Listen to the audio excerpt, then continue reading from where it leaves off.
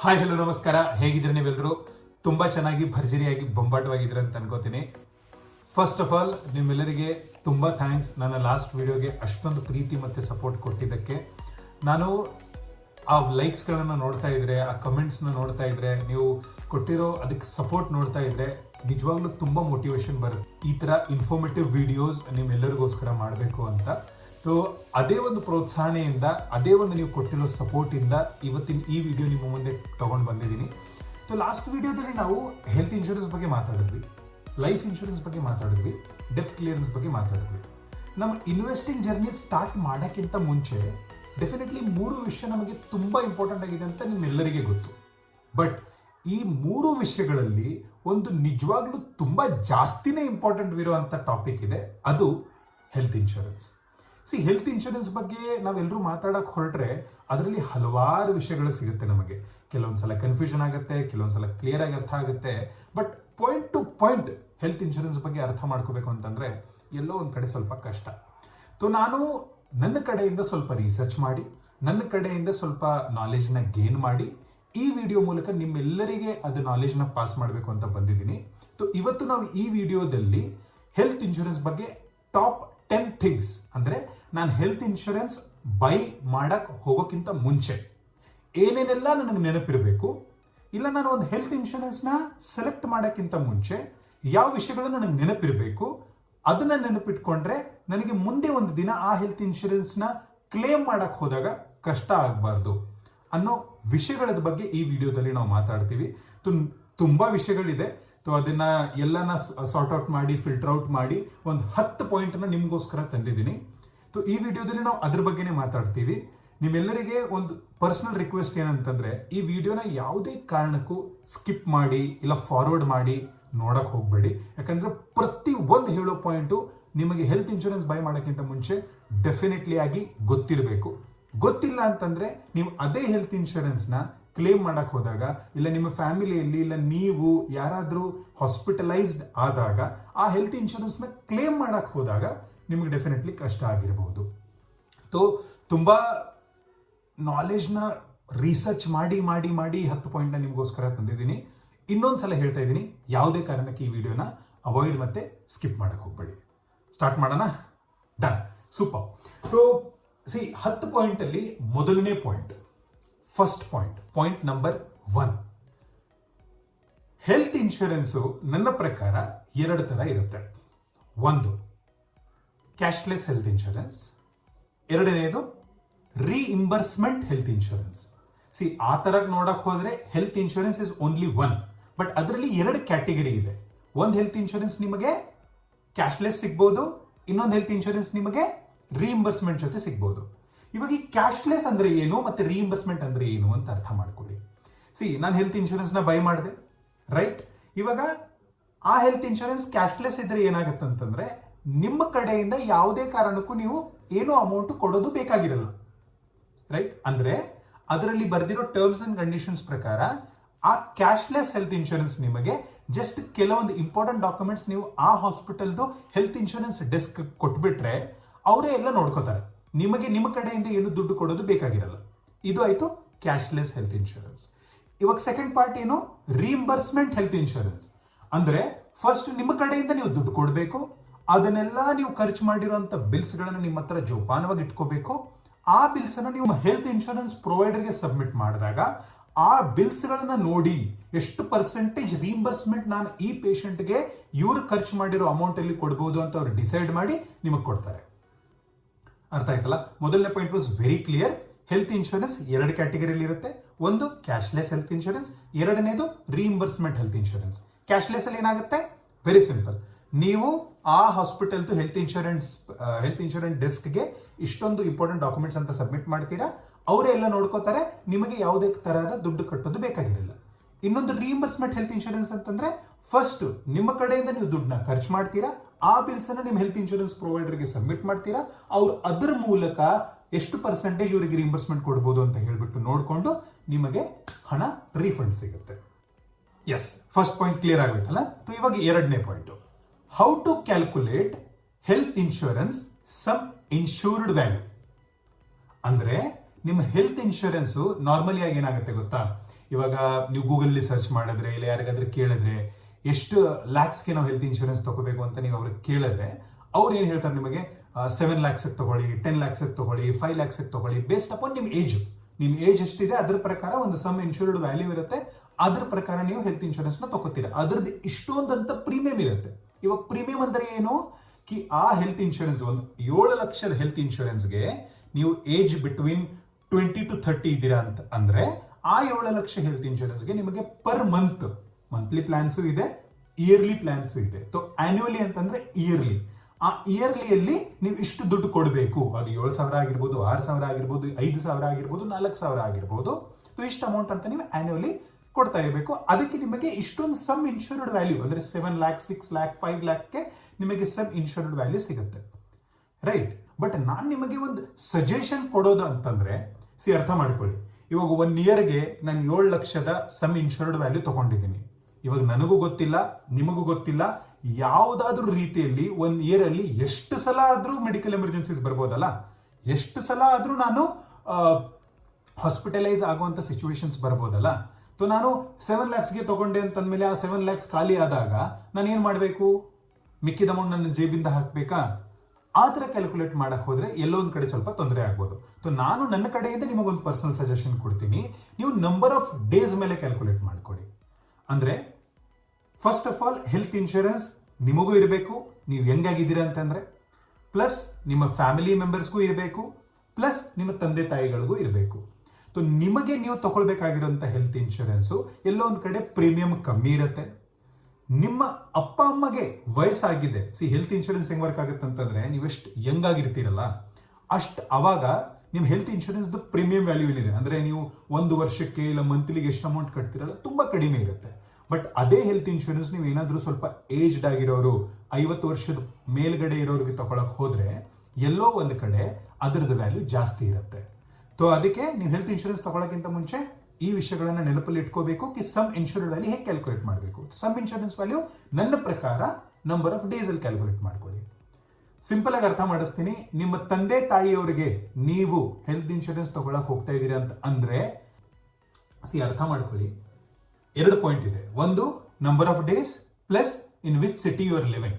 ಇವಾಗ ನಾವೇನಾದ್ರೂ ಬ್ಯಾಂಗ್ಳೂರ್, ಮುಂಬೈ, ದಿಲ್ಲಿ, ಚೆನ್ನೈ ಈ ತರ ಮೆಟ್ರೋ ಸಿಟೀಸ್ ಅಲ್ಲಿ ಲಿವ್ ಮಾಡ್ತಾ ಇದೀವಿ ಅಂತಂದ್ರೆ ಈ ಬ್ಯಾಂಗ್ಳೂರ್, ಮುಂಬೈ, ದಿಲ್ಲಿ, ಚೆನ್ನೈ ಅನ್ನೋ ಪ್ರತಿಯೊಂದು ಮೆಟ್ರೋ ಸಿಟೀಸ್ ಅಲ್ಲಿ ನೀವು ಯಾವ ಹಾಸ್ಪಿಟಲ್ ಅಲ್ಲಿ ಅಡ್ಮಿಟ್ ಆಗ್ತೀರಾ ಅಂತ ನಿಮಗೆ ಗೊತ್ತಿಲ್ಲ. ಆ ಸಿಟಿ ಪ್ರಕಾರ, ಆ ಹಾಸ್ಪಿಟಲ್ಸ್ ಪ್ರಕಾರ ಅಲ್ಲಿ ಆಗುವಂತ ಖರ್ಚುಗಳು ವೇರಿಡ್ ಆಗಿರುತ್ತೆ. ಅದಕ್ಕೆ ಈ ವಿಷಯನ ನೀವು ತುಂಬಾ ಚೆನ್ನಾಗಿ ಅರ್ಥ ಮಾಡ್ಕೋಬೇಕು. ನಂಬರ್ ಆಫ್ ಡೇಸ್ ಇಂಟು ಆ ಸಿಟಿದು ಆ ಹಾಸ್ಪಿಟಲ್ ಖರ್ಚು ಪ್ರಕಾರ. ಆನ್ ಅನ್ ಆವರೇಜ್ ಕ್ಯಾಲ್ಕುಲೇಟ್ ಮಾಡಕ್ ಹೋದ್ರೆ ತಂದೆ ತಾಯಿಯವರಿಗೆ, ಏಜ್ಡ್ ಪರ್ಸನ್ಸ್ ಅವರಿಗೆ ನೀವು ಏನಾದ್ರೂ ಹೆಲ್ತ್ ಇನ್ಶೂರೆನ್ಸ್ ಬೈ ಮಾಡ್ತೀರಿ ಅಂತಂದ್ರೆ number of days, how many number of days? 20 to 25 into ಆ ಸಿಟಿದು ಕಾಸ್ಟ್ ಆಫ್ ಹಾಸ್ಪಿಟಲೈಸೇಷನ್. ಇವಾಗ ನಾನು ಪರ್ಸನಲ್ ಆಗಿ ಹೇಳಬೇಕು ಅಂತಂದ್ರೆ ಮುಂಬೈ, ಇವಾಗ 20 to 25 ಡೇಸ್ ಇಂಟು ಮುಂಬೈಯಲ್ಲಿ ನಾನು ಏನಾದ್ರೂ ಯಾರಿಗಾದ್ರೂ ಹಾಸ್ಪಿಟಲೈಸೇಷನ್ ಆಗುತ್ತೆ ಅಂತಂದ್ರೆ on an average per day 20 ರಿಂದ 25 ಸಾವಿರ ಖರ್ಚಾಗ್ಬೋದು. ಇವಾಗ ಒಂದು ನಂಬರ್ ತಗೊಂಡೆ ನೀವು ಎಕ್ಸ್ಪ್ಲೇನ್ ಮಾಡಬೇಕು ಅಂತಂದ್ರೆ, ನಿಮ್ಮ ತಂದೆ ತಾಯಿಯವರಿಗೆ, ಏಜ್ಡ್ ಪರ್ಸನ್ಸ್ ಅವ್ರಿಗೆ ಏನಾದ್ರೂ ಹೆಲ್ತ್ ಇನ್ಶೂರೆನ್ಸ್ ಬೈ ಮಾಡ್ತಿದ್ದೀರ ಅಂತಂದ್ರೆ 20 into 25 ಅಂದ್ರೆ 20 days in a year might be we will be going to hospitalized into 25,000. how much that will be? ಆ ಅಮೌಂಟ್ಗೆ ನೀವು ಸಮ್ ಇನ್ಶೂರ್ಡ್, ಆ ಅಮೌಂಟ್ಗೆ ನೀವು ಇನ್ಶೂರೆನ್ಸ್ ನ ಬೈ ಮಾಡಬೇಕು ಅಂತ ನನ್ನ ಪರ್ಸನಲ್ ಸಜೆಷನ್. ಜಾಸ್ತಿ ಕನ್ಫ್ಯೂಸ್ ಆಗಕ್ಕೆ ಹೋಗಬೇಡಿ. ನಿಮ್ಮ ಹೆಲ್ತ್ ಇನ್ಶೂರೆನ್ಸ್ ನೀವು ಹೇಗೆ ಸೆಲೆಕ್ಟ್ ಮಾಡ್ಕೋಬೇಕು? 2ನೇ ಪಾಯಿಂಟ್ ಏನಂತಂದ್ರೆ, how to decide your sum insured value. It's very simple. Number of days that you are going to get hospitalized into that city hospitalization per day bill. For an example, if we are considering an example of Mumbai, if I am going to get hospitalized, if your parents, if your aged persons are going to get hospitalized for 20 days in a year, 20 days into cost of hospitalization in Mumbai city is 25,000. To 20 into 25,000, how much will be that number is going to be your sum insured value. ಇದಾಯ್ತು aged ಪರ್ಸನ್ಸ್ಗೆ. But ಅದೇ ಏನಾದ್ರೂ ನೀವು Young ಇದ್ದಾಗ ತಗೋತಾ ಇದ್ದೀರಾ ಅಂತ ಹೇಳಿದ್ರೆ, ಇವಾಗ ನೀವು ಹೇಗೆ ಯಂಗ್ ಆಗಿದ್ದೀರಾ, ನಾವೆಲ್ಲರೂ ಯಂಗ್ ಆಗಿದ್ದೀವಿ, ಹೆಲ್ದಿ ಆಗಿದ್ದೀವಿ, ನಮ್ಮ ಚಾನ್ಸಸ್ ಏನಿದೆ ಹಾಸ್ಪಿಟಲೈಸ್ ಆಗೋದು ತುಂಬಾ ಕಡಿಮೆ. ಅದಕ್ಕೆ ಒಂದು ಜನರಲ್ ನಂಬರ್ ತಗೊಂಡು ಹೋಗ್ಬೇಕು ಅಂತಂದ್ರೆ 15 days into cost of hospitalisation in that particular city, that is 25,000 if I am considering Mumbai. Bangalore consider ಮಾಡ್ತೀರಾ ಅಂತಂದ್ರೆ ಆ ನಂಬರ್ ಬೇರೆ ತರ ಇರ್ಬೋದು. ಚೆನ್ನೈ ಕನ್ಸಿಡರ್ ಮಾಡ್ತಾ ಇದ್ದೀರಾ ಅಂತಂದ್ರೆ ಆ ನಂಬರ್ ಬೇರೆ ತರ ಇರ್ಬೋದು. ಅದನ್ನ ಮಲ್ಟಿಪ್ಲೈ ಮಾಡ್ಕೊಂಡು ಎಷ್ಟು ಬರುತ್ತೆ, 6 lakhs 7 lakhs, ಅದ್ರ ಪ್ರಕಾರ ನೀವು ಸಮ್ ಇನ್ಶೂರ್ಡ್ ವ್ಯಾಲ್ಯೂನ ಡಿಕ್ಲೇರ್ ಮಾಡಬಹುದು. ಅರ್ಥ ಆಯ್ತಲ್ಲ? ಈ ಎರಡು ಪಾಯಿಂಟ್ ಅಲ್ಲಿ ಏನಾದ್ರೂ ಕನ್ಫ್ಯೂಷನ್ ಇದ್ರೆ ಪ್ಲೀಸ್ ದಯವಿಟ್ಟು ಕಮೆಂಟ್ ಬಾಕ್ಸ್ ಅಲ್ಲಿ ಕೇಳಿ, ನಾನು ಆನ್ಸರ್ ಮಾಡ್ತೀನಿ. ರೈಟ್, ನೆಕ್ಸ್ಟ್ ಪಾಯಿಂಟ್ ಹೋಗೋಣ. Perfect. Waiting period with pre existing disease. ನಾವು ಒಂದು ಹೆಲ್ತ್ ಇನ್ಶೂರೆನ್ಸ್ ನ ಬೈ ಮಾಡಕ್ ಹೋದಾಗ ತುಂಬಾ ಇಂಪಾರ್ಟೆಂಟ್ ಫ್ಯಾಕ್ಟರ್ ಏನಾಗುತ್ತೆ ಗೊತ್ತಾ? ನಾವು ಫಸ್ಟ್ ಆಫ್ ಆಲ್ ಯಾವುದೇ ಕಾರಣಕ್ಕೂ ನಮ್ಮ ಹೆಲ್ತ್ ಇನ್ಶೂರೆನ್ಸ್ ಪ್ರೊವೈಡರ್ ಹತ್ರ ಹೆಲ್ತ್ ಇನ್ಶೂರೆನ್ಸ್ ತಗೊಳಕ್ಕಿಂತ ಮುಂಚೆ ಏನೂ ಸಹ ಮುಚ್ಚು ಮರೆ ಇಡೋ ಹಾಗಿಲ್ಲ, ಅಂದ್ರೆ ಏನೂ ಸಹ ಹೈಡ್ ಮಾಡೋ ಹಾಗಿಲ್ಲ. ಇವಾಗ PED ಇದನ್ನ ಅರ್ಥ ಮಾಡ್ಕೊಳ್ಳಿ. PED ಪ್ರೀ ಎಕ್ಸಿಸ್ಟಿಂಗ್ ಡಿಸೀಸಸ್ ಅಂದ್ರೆ ಏನು? ಇವಾಗ ಜನರಲಿ ಏನಾಗುತ್ತೆ, ನಾನು ಹೆಲ್ತ್ ಇನ್ಶೂರೆನ್ಸ್ ತಗೊಳಕ್ ಹೋದಾಗ ನಮಗೆ ಗೊತ್ತಿಲ್ಲದೆ ಇಲ್ಲ ನಮಗೆ ಗೊತ್ತಿದ್ದು ನಮಗೆ ಕೆಲವೊಂದು ಕಾಯಿಲೆಗಳಿರಬಹುದು. ಇವಾಗ ಆ ಕಾಯಿಲೆಗಳು ನೀವು ಆ ಹೆಲ್ತ್ ಇನ್ಶೂರೆನ್ಸ್ ತಗೊಳಕ್ಕಿಂತ ಮುಂಚೆ ನೀವು ಹೆಲ್ತ್ ಇನ್ಶೂರೆನ್ಸ್ ಪ್ರೊವೈಡರ್ಗೆ ಹೇಳಿಲ್ಲ ಅಂತಂದ್ರೆ, ನೀವು ಕ್ಲೇಮ್ ಮಾಡಕ್ ಹೋದಾಗ ಯಾರಾದ್ರೂ ನಿಮ್ಮ ತಂದೆ ತಾಯಿಯಲ್ಲಿ ಇಲ್ಲ ನೀವು ಇಲ್ಲ ನಿಮ್ಮ ಫ್ಯಾಮಿಲಿಯಲ್ಲಿ ಯಾರಾದ್ರೂ ಹಾಸ್ಪಿಟಲೈಸ್ಡ್ ಆದಾಗ ನೀವು ಅವಾಗ ಹೆಲ್ತ್ ಇನ್ಶೂರೆನ್ಸ್ ಕ್ಲೇಮ್ ಮಾಡಕ್ ಹೋದಾಗ ಅವಾಗ ನಿಮಗೆ ಗೊತ್ತಾಯ್ತು ಇವರಿಗೆ ಆಲ್ರೆಡಿ ಒಂದು ಪ್ರೀ ಎಕ್ಸಿಸ್ಟಿಂಗ್ ಡಿಸೀಸ್, ಮುಂಚೆ ಒಂದು ಕಾಯಿಲೆ ಇತ್ತು, ಅದು ನೀವು ಹೇಳಿಲ್ಲ, ಆ ಕಾಯಿಲೆ ಹೆಲ್ತ್ ಇನ್ಶೂರೆನ್ಸ್ ಅಲ್ಲಿ ಕವರೇ ಆಗಲ್ಲ. ಅರ್ಥ ಆಯ್ತಲ್ಲ ನಿಮಗೆ? ಅಂದ್ರೆ ನೀವು ನಿಮಗೆ ಇರೋ ತಂದೆ ತಾಯಿಗಳಿಗೆ ಇರೋ ನಿಮ್ಮ ಫ್ಯಾಮಿಲಿಯಲ್ಲಿ ಇರೋ ಪ್ರೀ ಎಕ್ಸಿಸ್ಟಿಂಗ್ ಡಿಸೀಸ್ ನಿಮ್ಮ ಹೆಲ್ತ್ ಇನ್ಶೂರೆನ್ಸ್ ಪ್ರೊವೈಡರ್ನ ಹೇಳಿಲ್ಲ ಹೆಲ್ತ್ ಇನ್ಶೂರೆನ್ಸ್ ತಗೊಳ್ಳೋಕ್ಕಿಂತ ಮುಂಚೆ ಅಂತಂದ್ರೆ ಡೆಫಿನೆಟ್ಲಿ ಎಲ್ಲೋ ಒಂದು ಕಡೆ ನಿಮಗೆ ಕಷ್ಟ ಆಗಬಹುದು. ಯಾವುದೇ ಕಾರಣಕ್ಕೂ ಹೆಲ್ತ್ ಇನ್ಶೂರೆನ್ಸ್ ತಗೊಳ್ಳೋಕ್ಕಿಂತ ಮುಂಚೆ ನಿಮ್ಮ PED ನ ಮುಚ್ಚುಮರೆ ಇಡಕ್ ಹೋಗಬೇಡಿ. This is a very very important point that you should all know. ಯಾಕಂದ್ರೆ ತುಂಬಾ ಹೆಲ್ತ್ ಇನ್ಶೂರೆನ್ಸ್ ಅಲ್ಲಿ ಏನಾಗುತ್ತೆ, ನಮಗೆ ಒಂದು PED ಇರುತ್ತೆ, ನಮಗೂ ಗೊತ್ತಿರುತ್ತೆ ಅದು ಇಷ್ಟು ವರ್ಷಗಳಿಂದ ಇದೆ ಅಂತ ಹೇಳ್ಬಿಟ್ಟು ನಾವು ಅದು ಹೆಲ್ತ್ ಇನ್ಶೂರೆನ್ಸ್ ಪ್ರೊವೈಡರ್ಗೆ ಡಿಸ್ಕ್ಲೋಸ್ ಮಾಡಲ್ಲ. ಹೆಲ್ತ್ ಇನ್ಶೂರೆನ್ಸ್ ಕ್ಲೇಮ್ ಮಾಡಕ್ ಹೋದಾಗ ರಿಜೆಕ್ಟ್ ಆಗುತ್ತೆ. ಆಮೇಲೆ ನಾವು ಏನ್ ಹೇಳ್ತೀವಿ, ಹೆಲ್ತ್ ಇನ್ಶೂರೆನ್ಸ್ ಚೆನ್ನಾಗಿಲ್ಲ ಅಂತ. ಆಕ್ಚುಲಿ ಎಲ್ಲ ಹೆಲ್ತ್ ಇನ್ಶೂರೆನ್ಸ್ ಚೆನ್ನಾಗಿರುತ್ತೆ, ನಾವು ಅವರಿಗೆ ಕಂಪ್ಲೀಟ್ ಆಗಿ ಟ್ರಾನ್ಸ್ಪರೆಂಟ್ ಆಗಿರಬೇಕು. ರೈಟ್, ಇದೇ PED ಇಲ್ಲಿ ಒಂದು ವೇಟಿಂಗ್ ಪೀರಿಯಡ್ ಅಂತ ಆಡ್ ಮಾಡ್ಕೊಳ್ಳಿ. ವೇಟಿಂಗ್ ಪೀರಿಯಡ್ ಅನ್ನೋದು ಏನಂತಂದ್ರೆ, ಇವಾಗ ಸಿಂಪಲ್ ಆಗಿ ಹೇಳ್ತೀನಿ ನೋಡಿ, ನಿಮಗೆ ಯಾವುದಾದ್ರೂ ಒಂದು ಕಾಯಿಲೆ ಇದೆ, ಆ ಕಾಯಿಲೆ ಹೆಲ್ತ್ ಇನ್ಶೂರೆನ್ಸ್ ಅಲ್ಲಿ ಕವರ್ ಆಗ್ತಾ ಇದೆ. ಅರ್ಥ ಆಗ್ತಾ ಇದೆಯಲ್ಲ? ಇವಾಗ ಒಂದು ಅಸ್ತಮಾ ಇದೆ, ಇಲ್ಲ ಏನೋ ಒಂದು ನಿಮಗೆ BP ಇದೆ, ಏನೋ ಒಂದು ಇರಬಹುದು. ಇದು ಜಸ್ಟ್ ಫಾರ್ ಅನ್ ಎಕ್ಸಾಂಪಲ್ ನಾನು ಹೇಳ್ತಾ ಇದ್ದೀನಿ ನಿಮಗೆ. ಅದು ಈ ಹೆಲ್ತ್ ಇನ್ಶೂರೆನ್ಸ್ ಅಲ್ಲಿ ಕವರ್ ಆಗ್ತಾ ಇದೆ, ಬಟ್ ನೀವು ಅದು ಹೇಳಿಲ್ಲ ಇಲ್ಲ ಹೇಳಿದೀರಾ, ಬಟ್ ಅದ್ರದ್ದು ವೇಟಿಂಗ್ ಪೀರಿಯಡ್ ಇದೆ. ನೀವು ಹೆಲ್ತ್ ಇನ್ಶೂರೆನ್ಸ್ ತಗೊಂಡು 2 ವರ್ಷ ಪ್ರೀಮಿಯಂ ನ ಕಟ್ಟಿದ ಮೇಲೆ 3ನೇ ವರ್ಷದಿಂದ ಈ ಕಾಯಿಲೆ ಇದರಲ್ಲಿ ಕವರ್ ಆಗುತ್ತೆ, ಅವಾಗ ನಿಮ್ಮ ಹೆಲ್ತ್ ಇನ್ಶೂರೆನ್ಸ್ 100% ನಿಮಗೆ ಕ್ಲೇಮ್ ಆಗ್ಬಹುದು ಅಂತ ಹೇಳಿದ್ದಾರೆ. ರೈಟ್, ಇದು ವೇಟಿಂಗ್ ಪೀರಿಯಡ್. ಅರ್ಥ ಮಾಡ್ಕೊಳ್ಳಿ, ನೀವು ಹೆಲ್ತ್ ಇನ್ಶೂರೆನ್ಸ್ ತಗೊಳ್ಳೋಕ್ಕಿಂತ ಮುಂಚೆ ನಿಮ್ಮ ಹೆಲ್ತ್ ಇನ್ಶೂರೆನ್ಸ್ ಪ್ರೊವೈಡರ್ ಇದನ್ನು ಕ್ಲಿಯರ್ ಮಾಡ್ಕೋಬೇಕು. ಈ PED, ಈ ಪ್ರೀ ಎಕ್ಸಿಸ್ಟಿಂಗ್ ಡಿಸೀಸ್ ಎಷ್ಟು ವರ್ಷಗಳಾದ್ಮೇಲೆ ಎಷ್ಟು ವೇಟಿಂಗ್ ಪೀರಿಯಡ್ ಇದೆ ಇದಕ್ಕೆ, ಇದು ಕವರ್ ಆಗಕ್ಕೆ ಅಂತ ನಿಮಗೆ ಗೊತ್ತಿರಬೇಕು. Right, 3 point. 4ನೇ ಪಾಯಿಂಟ್ ಕಡೆ ಹೋಗೋಣ. ಕ್ಲೇಮ್ ಸೆಟಲ್ಮೆಂಟ್ ರೇಷಿಯೋ, ಇದನ್ನ ಶಾರ್ಟ್ ಫಾರ್ಮ್ ಆಗಿ CSR ಅಂತ ಕರೀತಾರೆ. ನಿಮ್ಮ ಹೆಲ್ತ್ ಇನ್ಶೂರೆನ್ಸ್ ಪ್ರೊವೈಡರ್, ನೀವು ಹೆಲ್ತ್ ಇನ್ಶೂರೆನ್ಸ್ ತಗೊಳಕ್ ಹೋದಾಗ ಗೂಗಲ್ ಅಲ್ಲಿ ಹಲವಾರು ಇದೆ. ನೀವು ಹೆಲ್ತ್ ಇನ್ಶೂರೆನ್ಸ್ ತಗೊಳಕ್ ಹೋದಾಗ ನಿಮಗೆ ಆಕ್ಚುಲಿ CSR ಅಂತ ಬರ್ದಿರ್ತಾರೆ, ಕ್ಲೇಮ್ ಸೆಟಲ್ಮೆಂಟ್ ರೇಷಿಯೋ ಅಂತಂದ್ರೆ. ಸಿಂಪಲ್ ಲ್ಯಾಂಗ್ವೇಜ್ ಅಲ್ಲಿ ಸಿಂಪಲ್ ಆಗಿ ಹೇಳ್ತೀನಿ ಕಿ ಆ ಹೆಲ್ತ್ ಇನ್ಶೂರೆನ್ಸ್ ಕಂಪನಿಯಲ್ಲಿ 100 ಜನ ಕ್ಲೇಮ್ ರಿಕ್ವೆಸ್ಟ್ ಹಾಕಿದ್ದಾರೆ, ಅದರಲ್ಲಿ 96 ಜನಕ್ಕೆ ಕ್ಲೇಮ್ ಸೆಟಲ್ ಆಗಿದೆ ಸಕ್ಸಸ್ಫುಲಿ ಅಂತ ಹೇಳಿದ್ರೆ ಆ ಇನ್ಶೂರೆನ್ಸ್ದು ಆ ಇನ್ಶೂರೆನ್ಸ್ ನೀವು ತಗೊಳ್ತಿರೋದು ಕ್ಲೇಮ್ ಸೆಟಲ್ಮೆಂಟ್ ರೇಷಿಯೋ ಎಷ್ಟಾಯ್ತು? 96%. ರೈಟ್, ನೆಕ್ಸ್ಟ್ ಇವಾಗ ನೋಡಿ, ನೀವು ಹೆಲ್ತ್ ಇನ್ಶೂರೆನ್ಸ್ ನ ಬೈ ಮಾಡಿದ್ರಿ. ಇವಾಗ ತುಂಬಾ ಇಂಪಾರ್ಟೆಂಟ್ ಪ್ರಶ್ನೆ ಏನ್ ಬರುತ್ತೆ ಅಂತಂದ್ರೆ, ನಾವು ಹೆಲ್ತ್ ಇನ್ಶೂರೆನ್ಸ್ ನ ಯಾವಾಗ ಬೈ ಮಾಡಬೇಕು?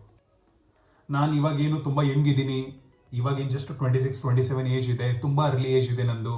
ರೈಟ್, ಇವಾಗ ಏನಕ್ಕೆ ಹೆಲ್ತ್ ಇನ್ಶೂರೆನ್ಸ್ ನನಗೇನಾಗುತ್ತೆ ಅನ್ನೋದೇನು ನಮ್ದು ಮೈಂಡ್ ಸೆಟ್ ಇದೆಯಲ್ಲ, ಅದು ಎಲ್ಲೋ ಒಂದು ಕಡೆ ಚೇಂಜ್ ಆಗಬೇಕು. ಯಾಕಂದ್ರೆ ನೀವು ಎಷ್ಟು ಬೇಗ ಹೆಲ್ತ್ ಇನ್ಶೂರೆನ್ಸ್ ನ ಬೈ ಮಾಡ್ತೀರಾ ಅಷ್ಟು ನಿಮಗೆ ಜಾಸ್ತಿ ಅಡ್ವಾಂಟೇಜಸ್ ಇರುತ್ತೆ. ಅದೇನಂತಂದ್ರೆ ನೋ ಕ್ಲೇಮ್ ಬೋನಸ್ ಅಂತ. ನೀವೇನಾದ್ರೂ ಇವಾಗ 25 ಏಜ್ ಅಲ್ಲಿ ಒಂದು ಹೆಲ್ತ್ ಇನ್ಶೂರೆನ್ಸ್ ನ ಬೈ ಮಾಡ್ತೀರಾ ಅಂತ ಅನ್ಕೊಳ್ಳಿ, ಅದರದ್ದು ಪ್ರೀಮಿಯಂ ಆನ್ಯುವಲಿ ಆ ಇನ್ಶೂರೆನ್ಸ್ಗೆ ನೀವು ಕಟ್ಟಬೇಕಾಗಿರೋದು ಅಮೌಂಟ್ 5,000 ಇದೆ ಅಂತ ಅನ್ಕೊಳ್ಳಿ. ರೈಟ್, ಇದೇ 25 ವರ್ಷದಲ್ಲಿ ನೀವು ತಗೊಂಡಿರೋದು 5,000 ರೂಪಾಯಿ ಪ್ರೀಮಿಯಂ ಹೆಲ್ತ್ ಇನ್ಶೂರೆನ್ಸ್ 50 ವರ್ಷದಲ್ಲಿ ಅಲ್ಲ 55 ವರ್ಷದಲ್ಲಿ ತಗೊಳಕ್ ಹೋದಾಗ ಅದರದ್ದು ಪ್ರೀಮಿಯಂ ಮಿನಿಮಮ್ 20,000-25,000 ಆಗಿರುತ್ತೆ. ರೈಟ್, ಬಟ್ ನಾನೇನಾದ್ರೂ ಅದೇ ಹೆಲ್ತ್ ಇನ್ಶೂರೆನ್ಸ್ 25 ವರ್ಷದಲ್ಲಿ ತಗೊಂಡು ನಾನು ತಗೊಂಡಿರೋ 1 ವರ್ಷ ಆಯಿತು, 2 ವರ್ಷ ಆಯಿತು, 3 ವರ್ಷ ಆಯಿತು, 4 ವರ್ಷ ಆಯಿತು, ನೀವು ಫಿಟ್ ಇರೋ ಕಾರಣದಿಂದ, ನಿಮ್ಮ ಹೆಲ್ದಿ ಲೈಫ್ ಸ್ಟೈಲ್ ಇಂದ ನೀವು ಹಾಸ್ಪಿಟಲೈಸೇಷನ್ ಆಗಿಲ್ಲ. ಎವ್ರಿ ಇಯರ್ ನಿಮಗೆ ಒಂದು ನೋ ಕ್ಲೇಮ್ ಬೋನಸ್ ಸಿಗ್ತಾ ಇರುತ್ತೆ. ಅಂದ್ರೆ ನೀವು 7 ಲಕ್ಷಕ್ಕೆ ತಗೊಂಡಿರೋ sum assured health insurance company ಕಡೆಯಿಂದ, ಅಂದ್ರೆ ಹೆಲ್ತ್ ಇನ್ಶೂರೆನ್ಸ್ ಪ್ರೊವೈಡರ್ ಕಡೆಯಿಂದ ಒಂದು ನೋ ಕ್ಲೇಮ್ ಬೋನಸಸ್ ಅಂತ ಆಡ್ ಆಗ್ತಾ ಹೋಗುತ್ತೆ. ಅದು ಎಷ್ಟು ವ್ಯಾಲ್ಯೂ ಇರುತ್ತೆ ಅಂತ ಹೇಳ್ಬಿಟ್ಟು ನೀವು ನಿಮ್ಮ ಹೆಲ್ತ್ ಇನ್ಶೂರೆನ್ಸ್ ಪ್ರೊವೈಡರ್ ಮತ್ತೆ ಅಡ್ವೈಸರ್ ಜೊತೆ ಕೇಳಬಹುದು. ಸೊ ಈ ಪಾಯಿಂಟ್ ಅಲ್ಲಿ ಏನ್ ತಿಳ್ಕೊಂಡಿವಿ ನಾವು, ಕಿ ನೋ ಕ್ಲೇಮ್ ಬೋನಸ್ ಇರುತ್ತೆ ಅರ್ಲಿ ಏಜ್ ಅಲ್ಲಿ ನಾನೇನಾದ್ರೂ ಹೆಲ್ತ್ ಇನ್ಶೂರೆನ್ಸ್ ತಗೊಂಡ್ರೆ. Done, perfect. 6ನೇ ಪಾಯಿಂಟ್ ಬಂದ್ಬಿಟ್ಟು, ನೀವು ಹೆಲ್ತ್ ಇನ್ಶೂರೆನ್ಸ್ ತಗೊಳಕ್ ಹೋದಾಗ ಈ ಒಂದು ವಿಷಯನ ತುಂಬಾ ಚೆನ್ನಾಗಿ ಕ್ಲಿಯರ್ ಆಗಿ ಕೇಳ್ಕೊಳ್ಳಿ ನಿಮ್ಮ ಹೆಲ್ತ್ ಇನ್ಶೂರೆನ್ಸ್ ಅಡ್ವೈಸರ್ ಹತ್ರ. ಕಿ ನನ್ನ ಹೆಲ್ತ್ ಇನ್ಶೂರೆನ್ಸ್ ಅಲ್ಲಿ OPDs ಮತ್ತೆ ಹೆಲ್ತ್ ಚೆಕಪ್ಸ್ ಇನ್ಕ್ಲೂಡ್ ಇದೆಯಾ ಅಂತ.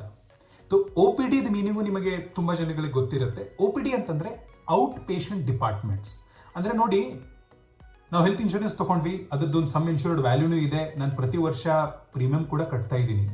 ಬಟ್ ನಾನು ಹಾಸ್ಪಿಟಲೈಸ್ಡ್ ಆದಾಗ್ಲೇನೆ ಮಾತ್ರ ಈ ಹೆಲ್ತ್ ಇನ್ಶೂರೆನ್ಸ್ ವರ್ಕ್ ಆಗುತ್ತೆ ಅಂತ ಹೇಳಿದ್ರೆ, ಅದೇ 1 ಇಯರ್ ಅಲ್ಲಿ ನೀವು ಏನಾದ್ರೂ ಏನೋ ಒಂದು ಪ್ರಾಬ್ಲಮ್ಗಳು ಬಂದು ನೀವು ಹಾಸ್ಪಿಟಲ್ಗೆ ಹೋಗೋ ತರ ಆಯ್ತು ಅಂತಂದ್ರೆ ಅವಾಗೂ ಕೂಡ ದುಡ್ಡು ಹೋಗ್ತಾ ಇದೆಯಲ್ಲ.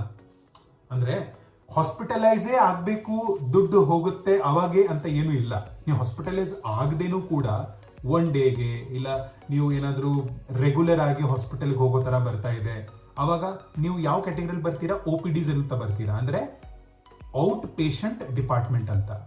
ಹಾಸ್ಪಿಟಲೈಸ್ಡ್ ಆದಾಗ ಏನಿರುತ್ತೆ, ಇನ್ ಪೇಷಂಟ್ ಡಿಪಾರ್ಟ್ಮೆಂಟ್, ಅದನ್ನ IPD ಅಂತ ಕರೀತಾರೆ. ನೀವೇನಾದ್ರೂ ಜಸ್ಟ್ ಹೋಗಿ ಚೆಕಪ್ ಮಾಡಿ ಬರ್ತಾ ಇದ್ದೀರಿ ಅಂತ ಹೇಳಿದ್ರೆ ಅದನ್ನ OPD ಪೇಷಂಟ್ ಅಂತ ಕರೀತಾರೆ. ನಿಮ್ಮ ಹೆಲ್ತ್ ಇನ್ಶೂರೆನ್ಸ್ ಅಲ್ಲಿ OPDs and health checkup include ಆಗಿರಬೇಕು. That will be an added advantage to you, that will be a golden added advantage to you. So that ನಿಮ್ಮ ರೆಗ್ಯುಲರ್ ಆಗಿ ನೀವು ಅವಾಗ ಹಾಸ್ಪಿಟಲ್ ಹೋದಾಗ ಏನು ದುಡ್ಡು ಖರ್ಚಾಗ್ತಾ ಇದೆ ಅದು ಕೂಡ ನೀವು ಸೇವ್ ಮಾಡಬಹುದು. Perfect, done. ನೀವು ಇವಾಗ ಹೆಲ್ತ್ ಇನ್ಶೂರೆನ್ಸ್ ನ ತಗೊಂಡ್ರಿ. ಹೆಲ್ತ್ ಇನ್ಶೂರೆನ್ಸ್ ನ ತಗೊಂಡದ ಮೇಲೆ ನಿಮಗೆ ತುಂಬಾ ಇಂಪಾರ್ಟೆಂಟ್ ಆಗಿ ಏನ್ ಅರ್ಥ ಆಗಬೇಕು, ಯಾವ ತರ ಹೆಲ್ತ್ ಇನ್ಶೂರೆನ್ಸ್ ನ ತಗೊಂಡಿದ್ದೀರಾ. ಯು ರಿಮೆಂಬರ್, ನಿಮಗೆಲ್ಲರಿಗೂ ಗೊತ್ತಿದೆಯಾ, ನಾನು ಫಸ್ಟ್ ಪಾಯಿಂಟ್ ಅಲ್ಲಿ ಎಕ್ಸ್ಪ್ಲೇನ್ ಮಾಡಿದ್ದೆ ಅಂತ ಹೇಳ್ಬಿಟ್ಟು. ಹೆಲ್ತ್ ಇನ್ಶೂರೆನ್ಸ್ ಅಲ್ಲಿ 2 ಕ್ಯಾಟಗರಿ ಇದೆ, ಒಂದು ಕ್ಯಾಶ್ಲೆಸ್, ಇನ್ನೊಂದು ರೀಇಂಬರ್ಸ್ಮೆಂಟ್ ಹೆಲ್ತ್ ಇನ್ಶೂರೆನ್ಸ್. ಇವಾಗ ಕ್ಯಾಶ್ಲೆಸ್ ಅಲ್ಲಿ ಏನಾಗುತ್ತೆ ಅಂತಂದ್ರೆ ನೀವು ಯಾವುದೇ ಕಾರಣ ದುಡ್ಡು ಕೊಡೋದು ಬೇಕಾಗಿರಲ್ಲ. ಹಾಗಂತ ನಾನು ಕ್ಯಾಶ್ಲೆಸ್ ಹೆಲ್ತ್ ಇನ್ಶೂರೆನ್ಸ್ ತಗೊಂಡಿದ್ದೀನಿ. ಇವಾಗ ನೀವು ಕ್ಯಾಶ್ಲೆಸ್ ಹೆಲ್ತ್ ಇನ್ಶೂರೆನ್ಸ್ ಅಂತ ತಗೊಂಡ್ರಿ, ಬಟ್ ನಿಮಗೆ ಗೊತ್ತೇ ಇಲ್ಲ ನಿಮ್ಮ ಅಕ್ಕಪಕ್ಕ ಎಷ್ಟು ಕ್ಯಾಶ್ಲೆಸ್ ಹಾಸ್ಪಿಟಲ್ಸ್ ಇದಾವೆ ಅಂತ.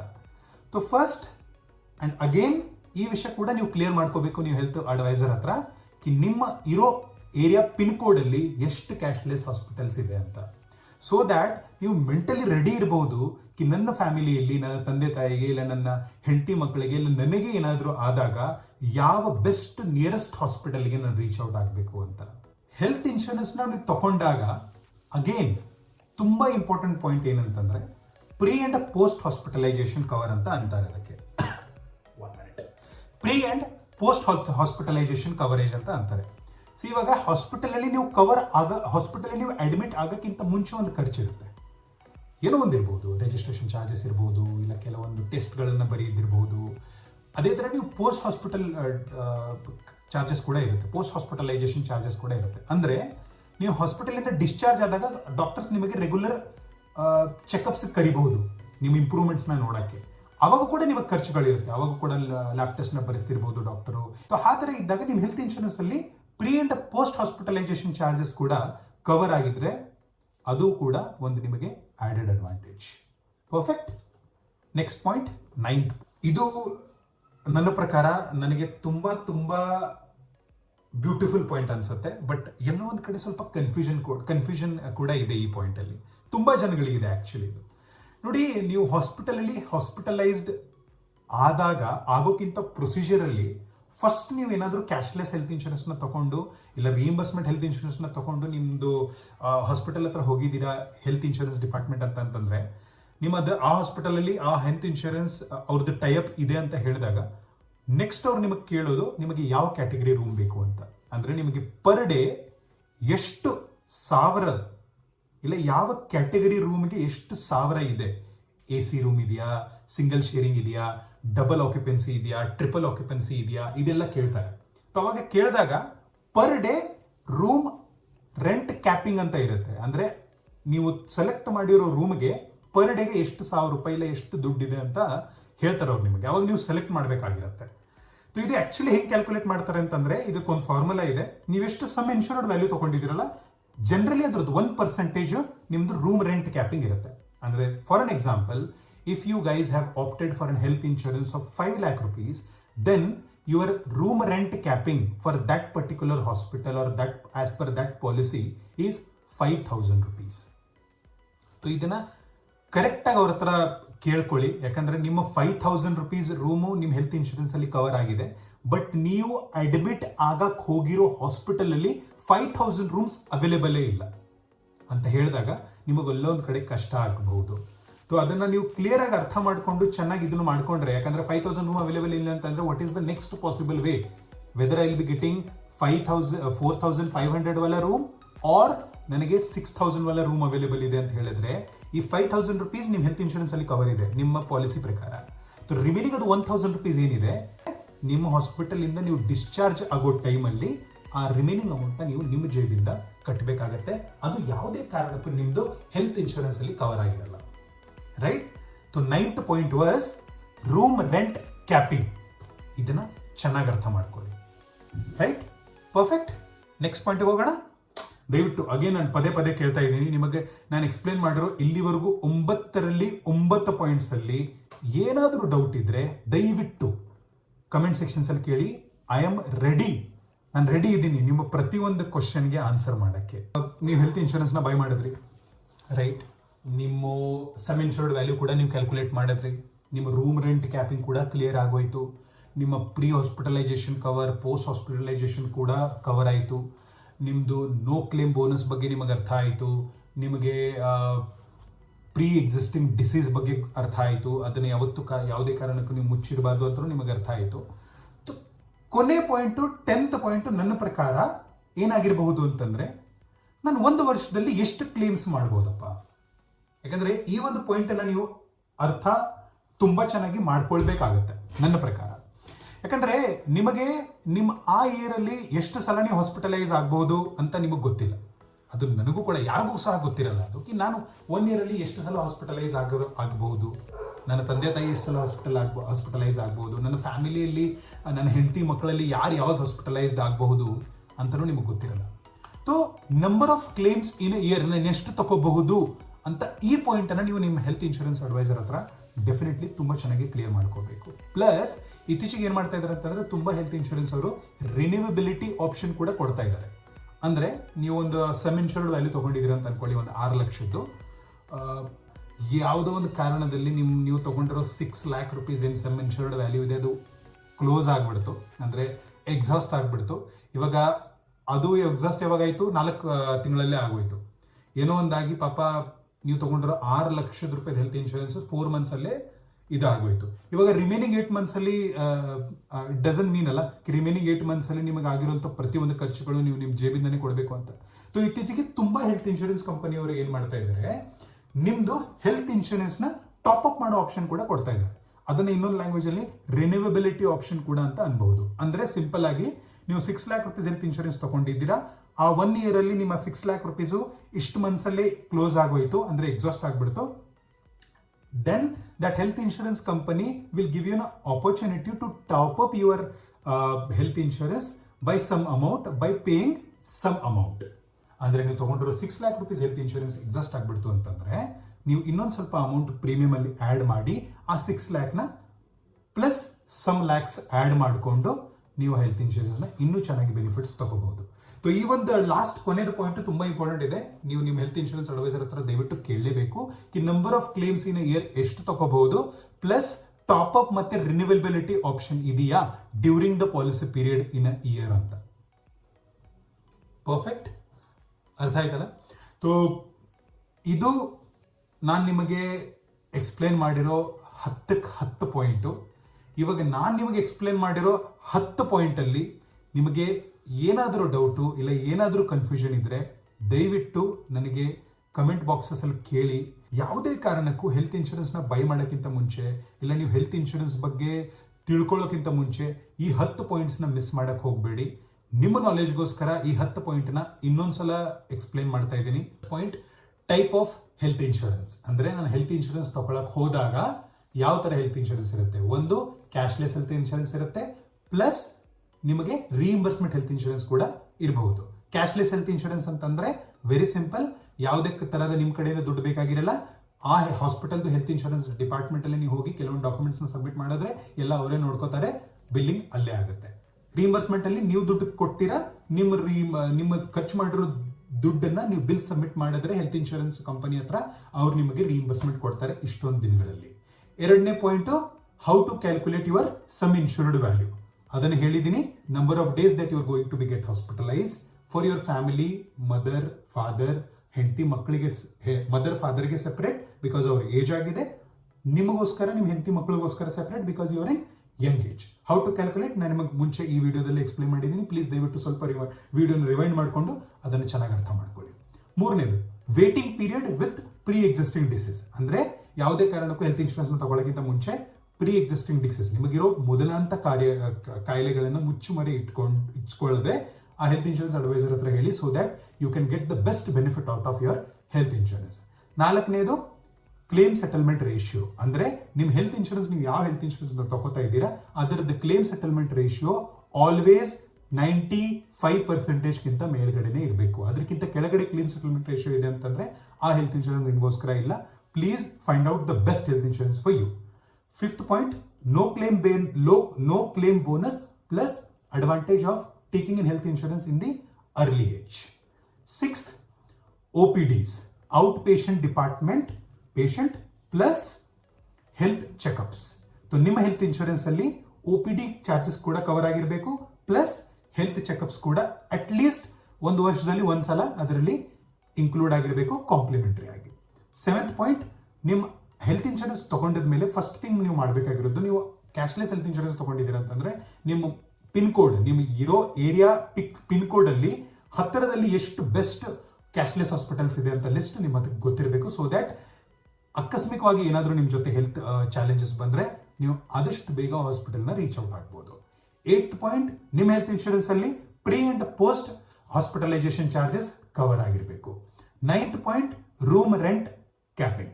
ಅಂದ್ರೆ ನೀವು ತಗೊಳ್ತಿರೋ ಹೆಲ್ತ್ ಇನ್ಶೂರೆನ್ಸ್ ಅಲ್ಲಿ ಎಷ್ಟಾಗುತ್ತೆ ಅಷ್ಟು ಜಾಸ್ತಿ ರೂಮ್ ರೆಂಟ್ ಕವರ್ ಆಗಿರುವಂತ ಹೆಲ್ತ್ ಇನ್ಶೂರೆನ್ಸ್ ನೀವು ಬೈ ಮಾಡಬೇಕು. ಜನರಲಿ ಆಗಿ ನೀವೇನಾದ್ರೂ 5 ಲಕ್ಷದ ಹೆಲ್ತ್ ಇನ್ಶೂರೆನ್ಸ್ ಬೈ ಮಾಡ್ತಿದ್ದೀರ ಅಂತಂದ್ರೆ ಅದ್ರದ್ದು 1% will be your room rent for including for that particular health. 10th and the last and the best important point is number of claims in a year plus top up or renewability option ಇದೆಯಾ ಅಂತ ತಿಳ್ಕೊಳ್ಳಿ. ಇದು ನಾವು ಇವತ್ತು ಮಾತಾಡಿರುವಂಥ topics health insurance ಮೇಲೆ. ನನ್ನ ಕಡೆಯಿಂದ ಎಷ್ಟಾಗುತ್ತೆ ಅಷ್ಟು ಚೆನ್ನಾಗಿ ನಾಲೆಜ್ನ ನಿಮಗೆ ಟ್ರಾನ್ಸ್ಫರ್ ಮಾಡಿದ್ದೀನಿ ಅಂತ ಅನ್ಕೊಂಡಿದ್ದೀನಿ. ಆದರೂ ಸಹ ನಿಮಗೇನಾದರೂ ಸಜೆಷನ್, ಏನಾದರೂ ಫೀಡ್ಬ್ಯಾಕ್ ಕೊಡಬೇಕು ಅಂತ ಅನ್ಸಿದ್ರೆ I am open to take. ನನಗೆ ಆಗಿರುವಂಥ ಎಕ್ಸ್ಪೀರಿಯನ್ಸ್ಗಳ ಮೇಲೆ ಈ ವಿಡಿಯೋನ ಮಾಡಿದ್ದೀನಿ. ತುಂಬ ಹತ್ತಿರದಲ್ಲೇ ನನ್ನ ತಾಯಿಗೂ ಕೂಡ ಹಾಸ್ಪಿಟಲೈಸ್ಡ್ ಆಗುವಂಥ ಸಿಚುವೇಶನ್ ಬಂದಿತ್ತು. ಸೊ ಆ ಟೈಮಲ್ಲಿ ನನ್ನ ತಾಯಿಗೆ ನಾನು ತಗೊಂಡಿರುವಂಥ ಹೆಲ್ತ್ ಇನ್ಶೂರೆನ್ಸ್ನ ನಾನು ಕ್ಲೇಮ್ ಮಾಡೋಕ್ಕೆ ಹೋದಾಗ ನನಗೆ ತುಂಬ ಚಾಲೆಂಜಸ್ ಆಯಿತು. ಆ ಒಂದು ಚಾಲೆಂಜಸ್ ನಿಮಗೆ ಯಾರಿಗೂ ಸಹ ಆಗಬಾರ್ದು ಅಂತ ಹೇಳಿಬಿಟ್ಟು ತುಂಬ ರಿಸರ್ಚ್ ಮಾಡಿ ಈ ವಿಡಿಯೋನ ಮಾಡಿದ್ದೀನಿ. ಅನ್ಕೊಂಡಿದ್ದೀನಿ ನಿಮ್ಮೆಲ್ಲರಿಗೆ ಈ ವಿಡಿಯೋ ತುಂಬ ಇಷ್ಟ ಆಗುತ್ತೆ ಅಂತ ಹೇಳಿಬಿಟ್ಟು. ದಯವಿಟ್ಟು ಈ ವಿಡಿಯೋದಲ್ಲಿ ಏನಾದರೂ ನಿಮಗೆ ಇಷ್ಟ ಆಗದಿರುವಂಥ ಪಾಯಿಂಟು, ಇಷ್ಟ ಆಗದಿರುವಂಥ ಪಾರ್ಟ್ ನಿಮಗೆ ಅನಿಸಿದ್ರೆ ಇನ್ನೊಂದ್ಸಲ ನನಗೆ ನೀವು ಕಮೆಂಟ್ ಬಾಕ್ಸಲ್ಲಿ ಹೇಳಿ. ಸೊ ದಟ್ ನನ್ನ ಮಾಡೋ ನೆಕ್ಸ್ಟ್ ವಿಡಿಯೋದಲ್ಲಿ ನಾನು ಇನ್ನೂ ಇಂಪ್ರೂವ್ ಆಗಿ ಅದನ್ನು ನಿಮಗೆಲ್ಲರಿಗೆ ಹೇಳಕ್ಕೆ ಇಷ್ಟಪಡ್ತೀನಿ. ನಿಮ್ಮೆಲ್ಲರಿಗೆ ತುಂಬ ಥ್ಯಾಂಕ್ಸ್, ತುಂಬ ಧನ್ಯವಾದ. ಈ ವಿಡಿಯೋ ನೀವು ಇಲ್ಲಿವರೆಗೂ ನೋಡಿದ್ದೀರಿ ಅಂತ ಹೇಳಿದ್ರೆ ಸ್ವಲ್ಪ ಲೆಂದೇ ಆಗಿದೆ ಅಂತ ಅನ್ಕೋತೀನಿ, ಬಟ್ ತುಂಬ ಇನ್ಫಾರ್ಮೇಟಿವ್ ಆಗಿದೆ. ಈ ವಿಡಿಯೋ ಎಷ್ಟು ನಿಮಿಷ ಆಗುತ್ತೆ ನನಗೆ ಗೊತ್ತಿಲ್ಲ, ನಾನು ಆದಷ್ಟು ಕ್ರಿಸ್ಪ್ ಅಂಡ್ ಕ್ಲಿಯರ್ ಇಡಕ್ಕೆ ಟ್ರೈ ಮಾಡ್ತೀನಿ. 20 ನಿಮಿಷ ವಿಡಿಯೋ ಆಗಿದೆ ಅಂತಂದ್ರು ಆ 20 ನಿಮಿಷ ನೀವೇನಾದರೂ ಕರೆಕ್ಟಾಗಿ ಟೈಮ್ ಇನ್ವೆಸ್ಟ್ ಮಾಡಿ ಈ ವಿಡಿಯೋ ನೋಡಿದ್ದೀರ ಅಂತ ಹೇಳಿದ್ರೆ ನಿಮಗೆ ಯಾವುದೇ ಥರದ್ದು ಹೆಲ್ತ್ ಇನ್ಶೂರೆನ್ಸ್ ಸೆಲೆಕ್ಟ್ ಮಾಡಕ್ಕೆ ಹೋದಾಗ, ಇಲ್ಲಿ ಹೆಲ್ತ್ ಇನ್ಶೂರೆನ್ಸ್ ಬೈ ಮಾಡಕ್ಕೆ ಹೋದಾಗ ಚಾಲೆಂಜಸ್ ಏನು ಫೇಸ್ ಆಗುತ್ತೆ, ಅದು ಆಗೋದಿಲ್ಲ ಅಂತ ಅಂದ್ಕೊಂಡು ಈ ವಿಡಿಯೋನ ಇಲ್ಲೇ ಮುಗಿಸ್ತೀನಿ. ಅಲ್ಲಿವರೆಗೂ please do take care of your money, do take care of your health.